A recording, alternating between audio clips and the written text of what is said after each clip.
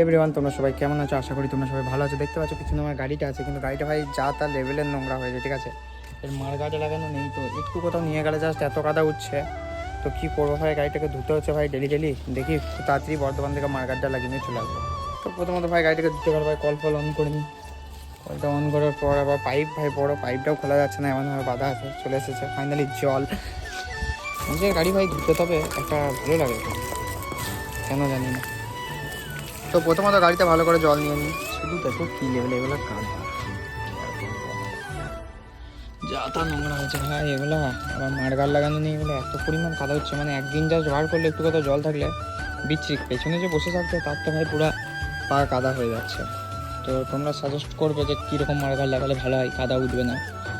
গাড়িটা মডিফাই করাও খুব ইচ্ছা আছে, তো অবশ্যই তোমরা আমাকে সাজেস্ট করবে যে কীরকম মডিফিকেশন করলে গাড়িটা ভালো লাগবে ডিউকের নিউ জেন 3 টাইপ। যাই হোক, গাড়িটাকে এবার একটু দেখতে সভ্য লাগছে, তো অবশ্যই আমার চ্যানেলকে সাবস্ক্রাইব করবে এবং শেয়ার করে দেবে।